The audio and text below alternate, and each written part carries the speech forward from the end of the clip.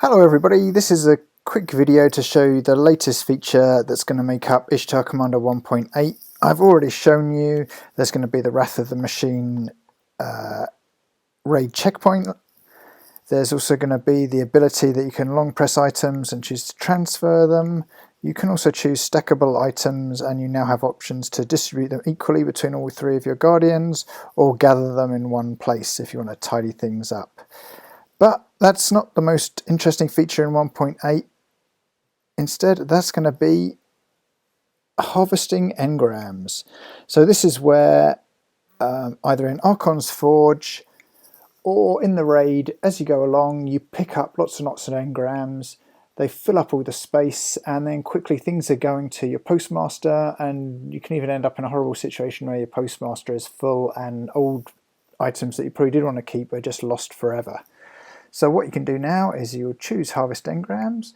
You'll get this UI that's pretty self-explanatory. And actually we'll just dismiss this. Let's go to the armor page. Let's bring it back. You can see here that you're going to actually do the engrams on your active character. And then we'll choose Start Farming. And first of all, it's going to make 3 spaces on each of the sections for each character. Then it's going to start scanning for engrams. And as you pick up the engrams, they will be automatically moved away from your character, which means you can just keep on picking up more and more engrams without them automatically going to the postmaster. And then at the end of this, you can choose to gather all engrams, which will then attract all the engrams back to your character. And you can decrypt them all, which I'm going to show you in a minute. There's another couple of options I'm just going to show you. You might be farming and you realize you want to get, say, an important weapon or an important piece of armor. So if you click away, it will just drop down here, so you can still tell that this thing is farming, and you do want to know that it's farming, otherwise you're going to be in this weird situation of thinking, why do all my engrams keep magically automatically moving? And here we can move a helmet to the Titan. Yes, I know that's a Warlock helmet, but this is just for demo purposes. And then at any time you can just bring back the UI by tapping on it. Okay, let's go and do some farming and see what the rest of the UI does. Okay, what can be seen here is that the engram farming is still running. See, we've harvested 21 engrams. In a second, if you look at where the heavy weapons are, you're actually going to see a new engram turned up and then was detected and was moved away. And that's what's going to happen when it's running. And in the harvested area, you can see there's a switch there, and you can actually click the switch, and you can now see an extended loot report of everything you've collected during the stage. So I actually record how much more glimmer you've gained while you were farming, things like the ether seeds, the spin metal, it's all there. As you sharded items like the armor parts and the weapon parts, those are recorded as well. So you get this sort of really cool loot report, and you can see how productive you've been while farming.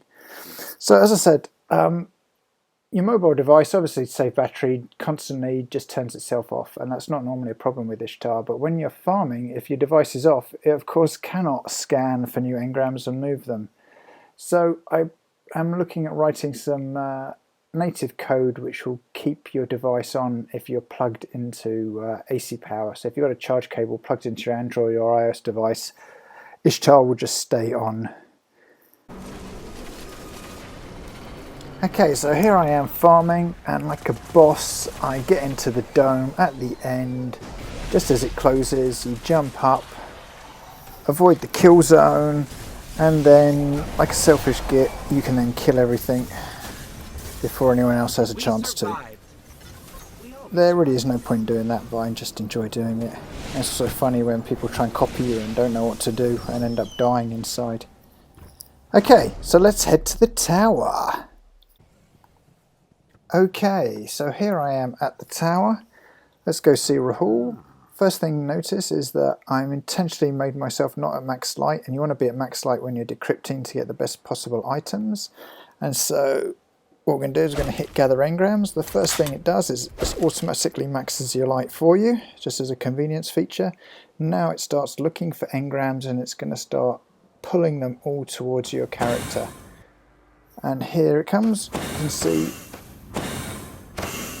they all start getting pulled in. Lots of delicious engrams, and now you can go to the hall and you can start decrypting them all. So here I am, decrypting, and then I'll just jump ahead. And then after decrypting them, here I am just sharding the items, and this frees up space. And as soon as you've made space, the scanning picks up that you have space and it starts bringing in new engrams for you.